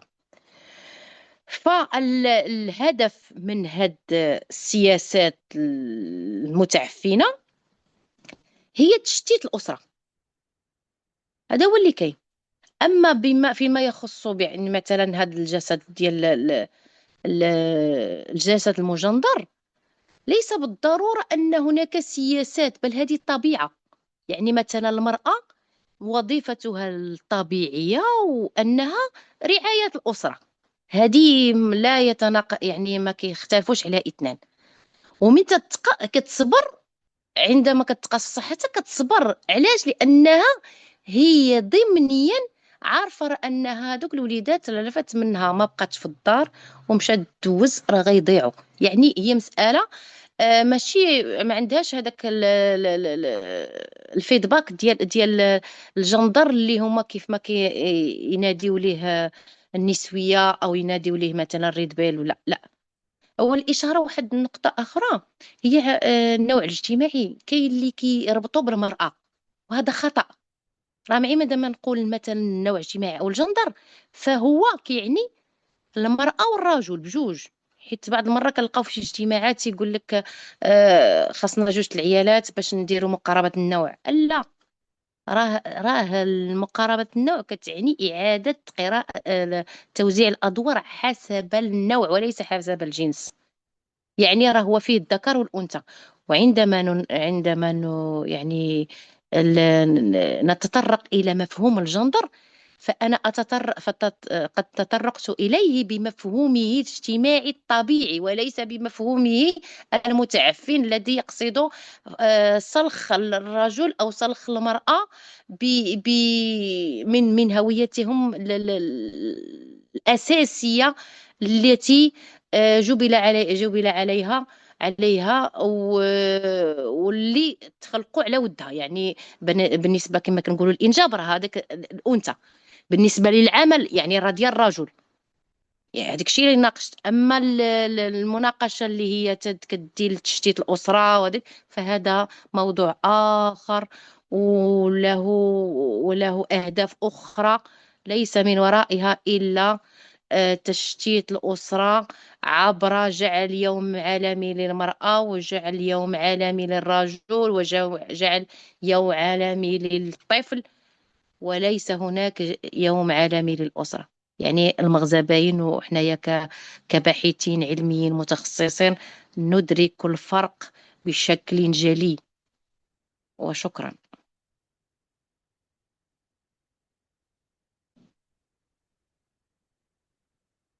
الشكر الموصول لك على هذه الإفادة. هل هنالك من تدخل آخر في هذا الأمر؟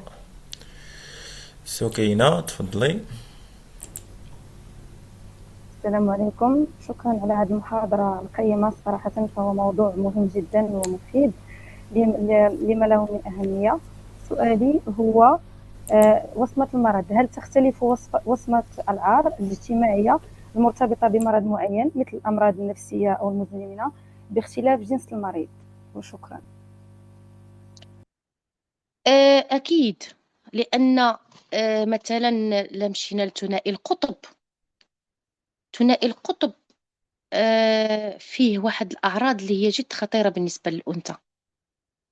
اللي كتعوقها على أنها تسير البيت ديالها بشكل طبيعي. كيفاش قلنا أن هناك وظائف اجتماعية، فعندما تقاس المرأة في مزاجها، لأن ثنائي القطب يؤثر على المزاج بشكل مباشر.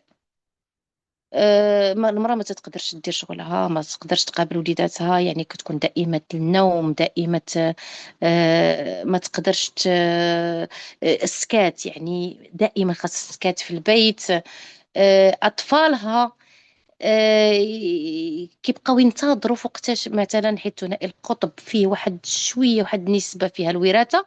إلى كانوا أطفالها يعني كيقراو وكيعرفوا، كيقدر يقلب في الانترنت يلقى بأن ثنائي القطب هو. ألو ألو نسمعك جيدا، نسمعك جيدا. نعم، إذا قلت أن مثلا الأمراض النفسية هي بالنسبة لتقديم الوظائف والقيام بالوظائف الاجتماعية يصبح مشكل، لأنك تصبح يصبح البيت فيه واحد الارتباك، واحد التوتر، واحد عدم استقرار. هذاك هو اللي كيخلي الوصمة الاجتماعية، لأن هذه المرأة أكيد راها عندها ناسها، عندها مثلا عجوزها، عندها لوسها، عندها غالبا يعني ديال الزوج، هما كينتظرون أن يكون ابنهم يعني في استقرار تام وفي حالة جيدة، هو والأطفال ديالو. فإذا بهم يتفاجؤون أن مثلا الجو في البيت عندهم غير مناسب وغير ملائم لتربية هذوك الأطفال. هنا كيبقاو يحسوا بالضجر، وأن ولدهم راه عندهم مشكل. هذه هي الوصمة الاجتماعية، يعني لأن الإنسان لا يستطيع أن يقوم ب... بأدواره بالوظائف الاجتماعية، صافي كتولي الوصمة. كل شيء من الوظائف الاجتماعية، ما حدك واقف. الله يجعلك تكون مريض وما عندك، ما كاينش مشكل، سير، مهم تكون تأدي الوظائف الاجتماعية. تحبس وتقول أي بالنسبة للجنسين سوف تؤدي الثمن اجتماعيا، هذه معروفة. وحتى نزيد نقول لكم واحد الحاجة، يعني ماشي ضروري يكون إنسان شاب، وقد يكون شيخ، وقد يكون يعني مثلا قد يكون إنسان كبير عنده وجاته شي حالة، يعني مثلا تهرس، ولا مثلا شي مرض الذي يقعده الفراش. راه باش كيبدا المرض كيبقى غادي وينزل هذاك الاهتمام، كيبقى غادي وينزل، غادي وينزل، غادي وينزل، غادي وينزل، حتى كيوصل الإنسان كيبقاو يقول يا ربي تقبل على أمانتك. يعني الإنسان يضجر رغم نوع القرابة، قد يكونوا أطفال، أولاده، ولا بناتها، ولا الزوجة، ولا الإنسان تيعيا لأنه ما بقاش هذاك الإنسان المريض ما بقاش كيقد يقوم بالوظائف الاجتماعية، وأصبح عالة بين قوسين. واخا يكونوا أولاده مرضيين وبناته مرضيين والزوجة مرضية، ولكن الإنسان تيعيا. وهذا الشيء كيتجسد في أقوالنا الاجتماعية. يعني مثلا لجينا نفرقوا بين بين الانسان من تيكون الوليد صغير ووالديه مراعينه، شنو كيقولوا؟ كيشوفوه يا ربي يولي كبير ويولي مزيان ويشوفوا فيه المستقبل. في حين عندما يمرض مثلا الكبار كيبقى يقول يا ربي تفك الشوكه بلادم، يا ربي تقبل عليه، يا. اذا هنا المنظور يختلف والتصور يختلف. هادشي كامل سببه ماذا؟ سببه بأن الجسد تعرض لتصدع. وأتمنى أن أكون أجبت. هل من سؤال آخر؟ شكرا لك زكريا.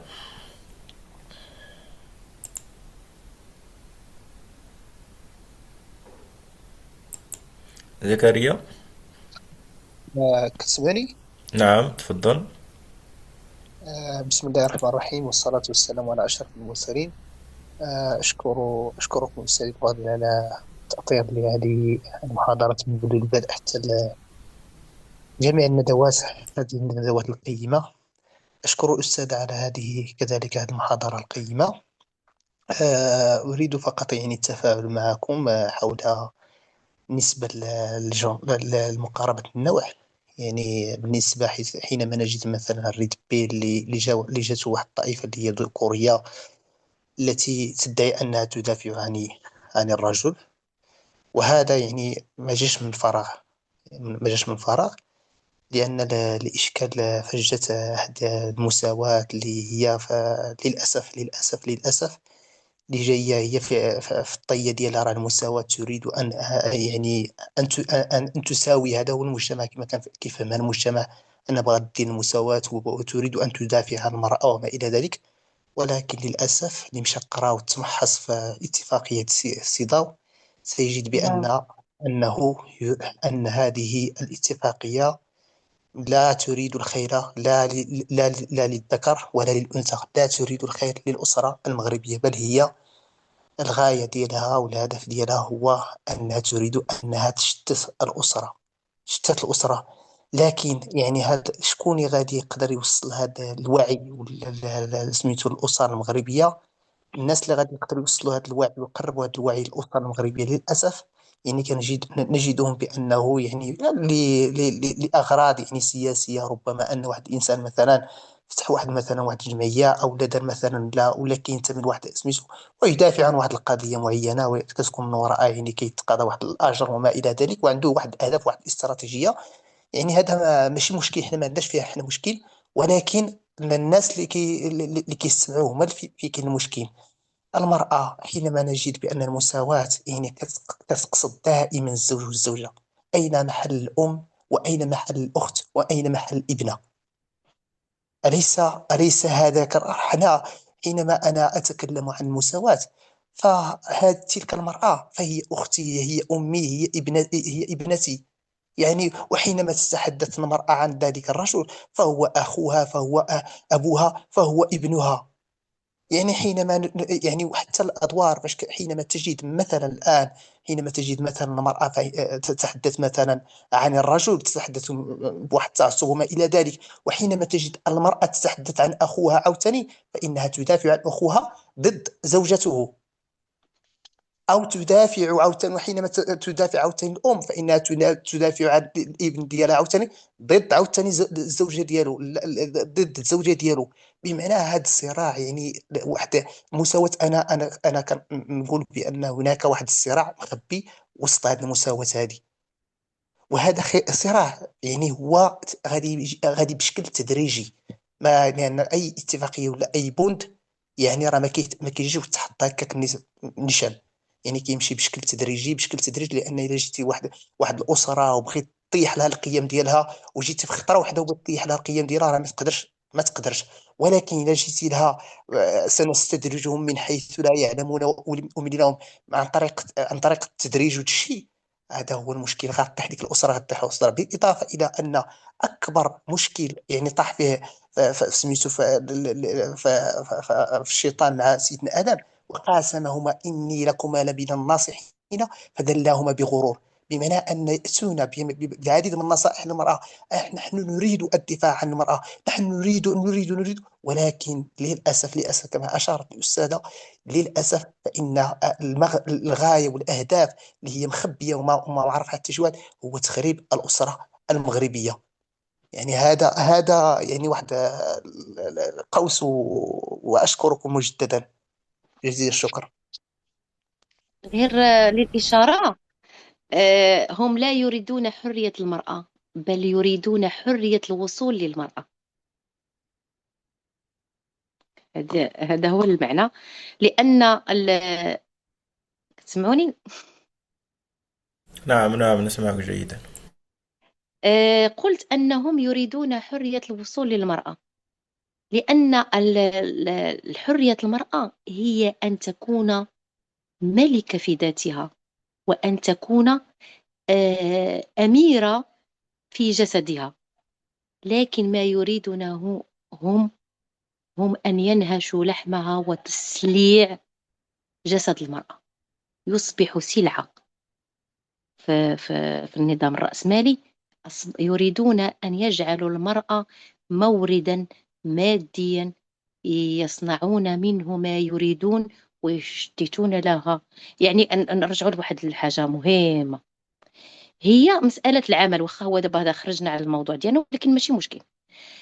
هما بغاو يخرجوا المرأة باش، لأن المرأة كتكون مطلقة، كتكون أرملة، بزاف د الحوايج، وكتطالب بأقل أثمان في الأجرة.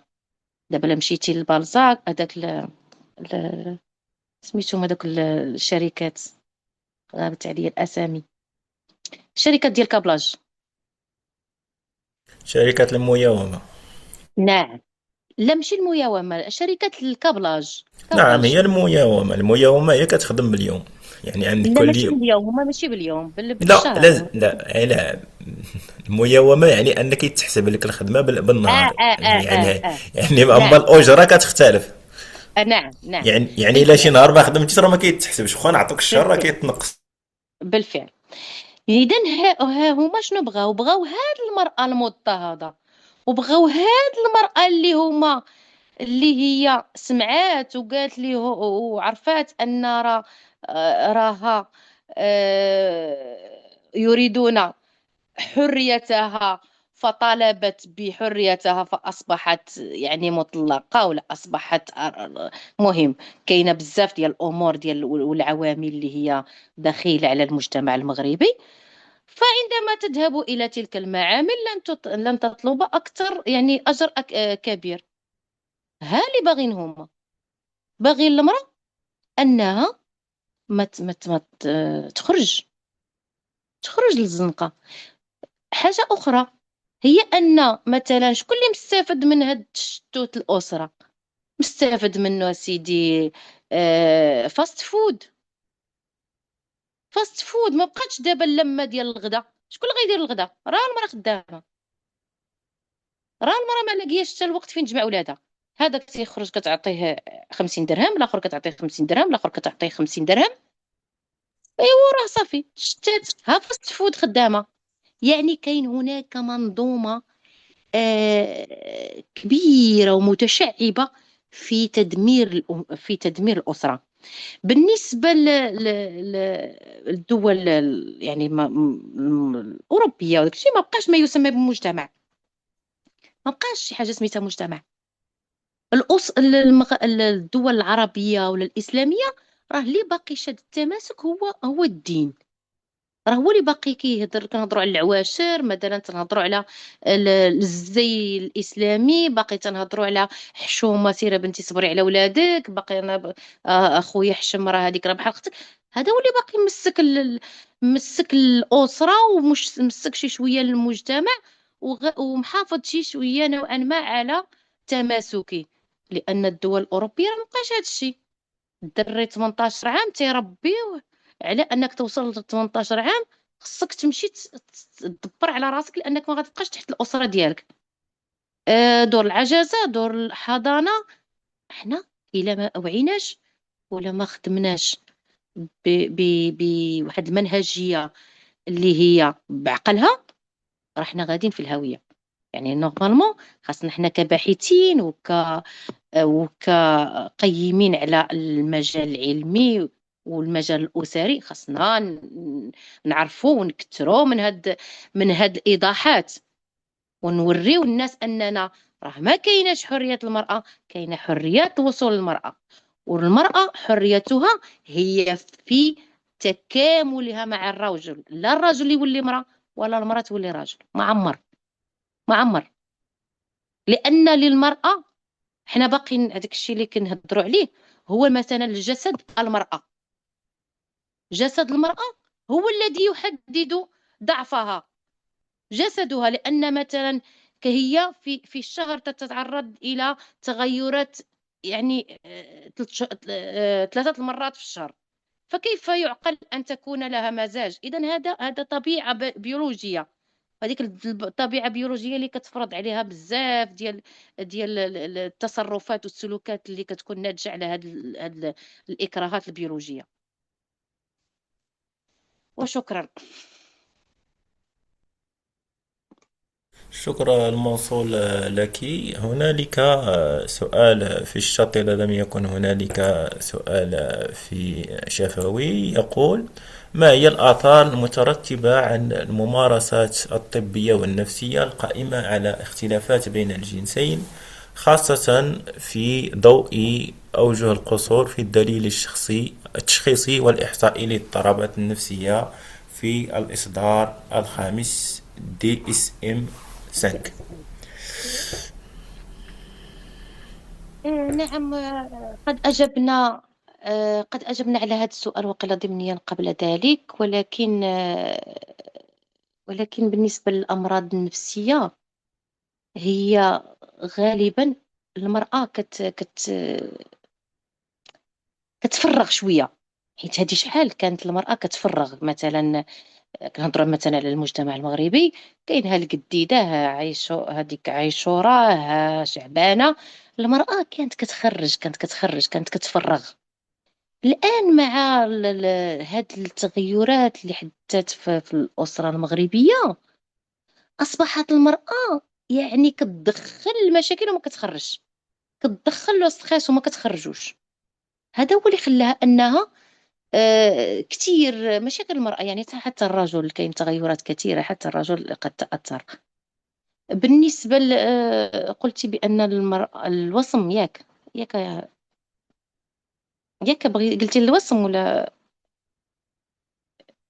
مرجو إعادة السؤال لأن بالضبط هو عفوا. يتحدث عن الأوجه ديال القصور في علاج الأمراض الطبية والنفسية في التشخيص ديال الأمراض ديال نعم DMS5. إذا المرأة غالبا كما قلت لكم قبيلات تنعت بالتبوحيط. يعني المرأة راه كتبوحط، راه المرأة والتشخيص النفسي لا زال يعني لم يتطور بعد في المغرب. يعني باقي عندنا حنايا تطور، تراجع كبير في هذه المسألة.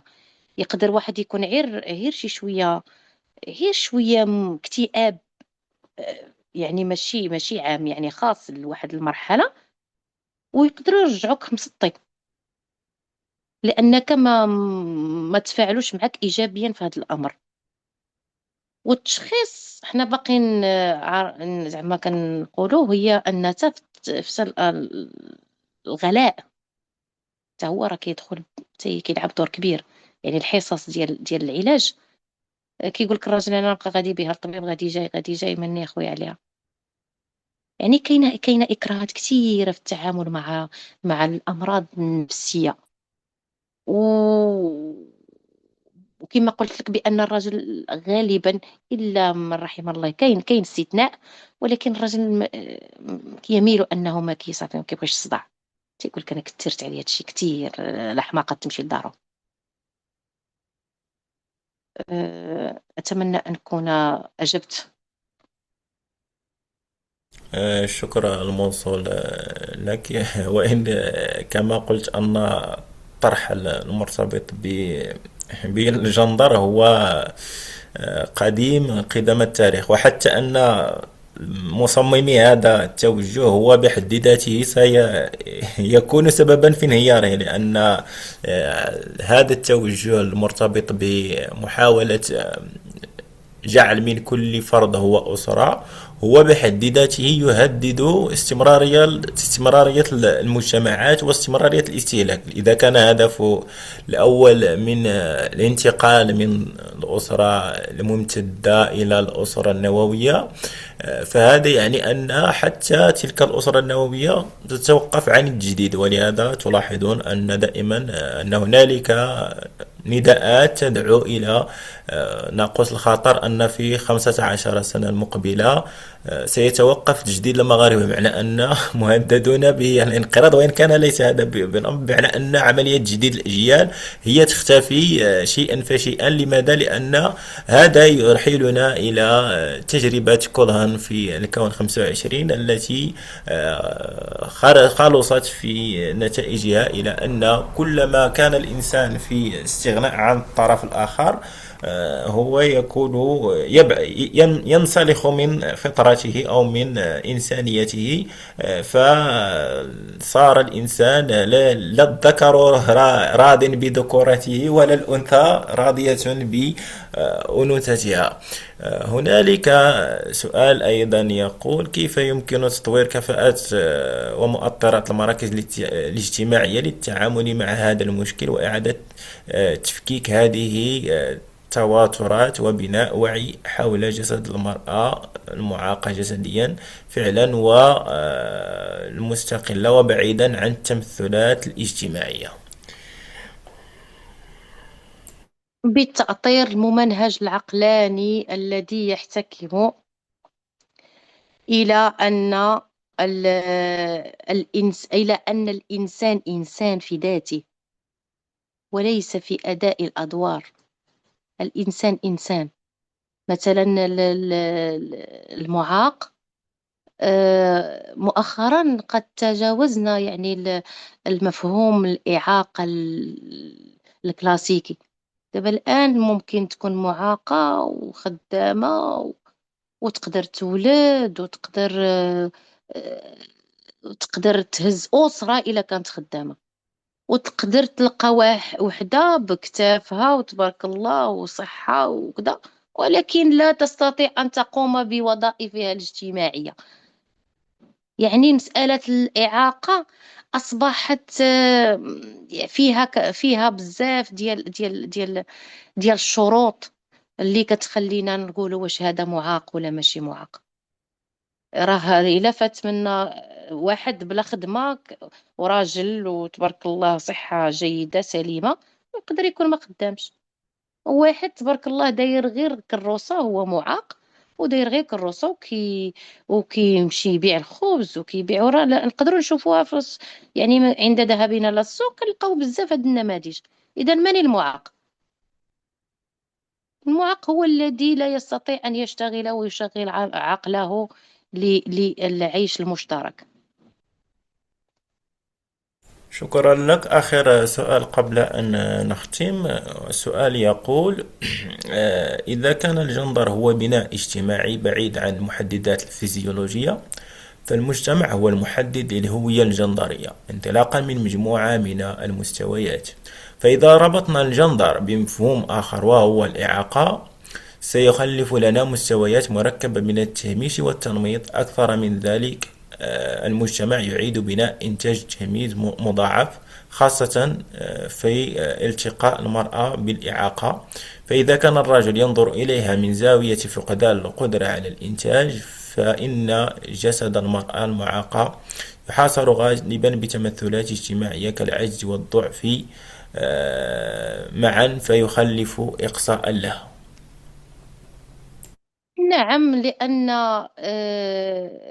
حتى بعض السياسات الصحية لا زالت لم ترقى بعد إلى تمكين هذه الفئة من الولوج بعض الخدمات وبعض لتسهيل لها الحياة. لأن مثلا إذا كانت هناك بعض المؤسسات فيها الولوج السهل بالنسبة للمعاقة، راه تقدر المعاقة تقدر تقضي أشغالها بنفسها وتكون عندك الروسة وتمشي وتقضي شغلها وترجع، ولأنها سهلة دخول المؤسسات، سهلة تمشي تدي ولدها للسبيطار، سهلة مثلا إذا كانت حبلى راها غايديوها للسبيطار غايتولد بشكل طبيعي.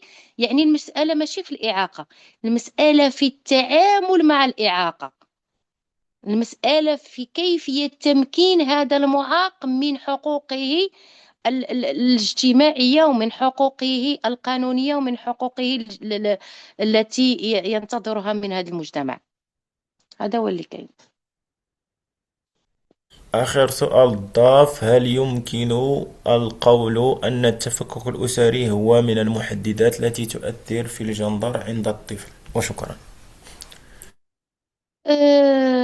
لا أعتقد ذلك، لأن ممكن ما يؤثر في الطفل هو ممكن ولكن ليس بالضرورة هو يعني ترتيبه بين إخواتيه، واش عنده بزاف ديال البنيتات واش كذا. إلا ما كانوش هادشي، إلا ما كانوش الوالدين واعون بهذا الأمر، حيت يقدر يكون وسط الدري وسط البنات، ولكن التربيه كتكون سليمه لان الوالدين تيكونوا واعيين. اما التفكك الاسري، عرفتوا شنو اللي كيخلي التفكك الاسري مشكل؟ راه ماشي الطلاق، راه اللي تيخلي المشكل هو العلاقات بين الافراد تلك الاسره كتحبس. راه ممكن الاب يتفاصل مع الام، ولكن العلاقه بين الاب والابناء تستمر العلاقه بشكل جيد، وقد تعطي الاكل ديالها احسن من ملي كانوا مجموعين. يعني المساله راه ماشي في الطلاق ولا ولينا نسميوها تفكك اسري. لا، ماشي ضروري تفكك اسري. هو تفكك اسري راه يقدروا يكونوا مجموعين وتفكك اسري، يقدروا مجموعين وما كيتفاهموش حتى على كلمه، يقدروا يكونوا مجموعين وما يعرفوش يتحاوروا حتى على موضوع مشترك. اذا هذا اليس تفكك اسري. ويقدروا يكونوا منفصلين وفي قمة الوعي، ويعيط ليها وتعيط ليه ويجتمعوا على المصلحة ديال الأبناء. إذا هذا راه ماشي تفكك أسري، يلزمنا وعي، يلزمنا وعي بالأمور. راه حنايا بقينا كنخلطوا في العرارم في المفاهيم، وسميناها في الطلاق وسميناها في المخدرات. لا لا لا لا لا، راه لا، ماشي ضروري اللي ولد الطلاق يمشي للمخدرات، وماشي ضروري انه يحس بواحد الاضطهاد. راه في دارو يقدر يحس بالاضطهاد وسط والديه بجوج هما مجموعين. الا كان التصرف يعني الا كان التعامل مع الابناء بين الوالدين فيه خلل، احنا خاصنا ندخلوا التربية الأسرية في ضمن المناهج وضمن البرامج الإعلامية، وضمن خاصنا إلا ما حيت حنايا دابا لا أفلامنا ولا إعلامنا ولا وسائل التواصل ديالنا الاجتماعية كلها تسير يا إما ضد المرأة أو ضد الرجل. لك شتو لاحظتوا غير دابا مؤخرا في الإعلام شنو كنلقاو؟ يقدمون لك أسرة، إما الراجل غدار وكيخون مرته، او المراه بنت الحرام، او العجوزه بنت الحرام. يعني واحد التفكك ايديولوجي اللي كيأثر على المجتمع. حنا لو اننا نريد السلام واستقرار في الاسره، ليس عيبا الطلاق، ولكن العيب هو ان نستمر في تشتيت الاسره وخا هي راها مفروقه. وشكرا. الشكر الموصول لك. إذا في ختام هذا اللقاء لك السادة نادية، الدكتورة نادية، كلمة قبل أن نختم في هذا اللقاء. يمكن أن أقول هي توصية عليكم بسيرة الرسول عليه الصلاة والسلام، رغم أن غالبا يقال أننا لا نتجه، ولكن تساليت وأرجع إلى التربية السليمة في سيرة الرسول عليه الصلاة والسلام. كان فنانا، كان مبدعا، كان منميا ذاتيا، كان فيلسوفا، كان سياسيا، كان مشجعا. هادشي كامل في واقع السيرة النبوية. كان متريثا في تعامله مع الغاضب، كان متريثا في تعامله مع المرأة، كان متريثا مع تعامله مع الطفل. يعني نتبعوا حنايا شوية من هذاك الشيء، لن يكون هذه الحلبة الصراع. هم أرادوا أن تصبح علاقة الرجل مع المرأة حلبة صراع. لا الرجل يستطيع العيش بدون امرأة، ولا المرأة تستطيع العيش بدون رجل. هذا كون، هذا نسق، هذه طبيعة بيولوجية في الكون. لا يمكن العيش شي نوع بدون الآخر وجنس بدون الآخر. إذا شئنا أم أبينا يلزمنا التعايش السليم، يلزمنا التعايش الاعترافي، كل الجنس بالآخر. إلا باقي ما وصلناش بالاعتراف الإيجابي ما عمرنا. لا، الذكر لا كان كيخصو يحيد الأنثى باش يكون هو مرتاح عمره غيوصل، والأنثى إلا كانت كتصمصمة أنها غتحيد الرجل وهو العدو ما عمرها غتوصل. إذا هما الاثنان يسيران بخطين متوازيان وما عمرهم غيتلاقاو، بحال السكة ما عمرهم غي يتصالحوا ولا المصالح ديالهم غتضارب، لأن هذا خلق لأمر والمرأة خلقت لأمر، ولا يلزم التكامل بعضياتهم. وشكرا.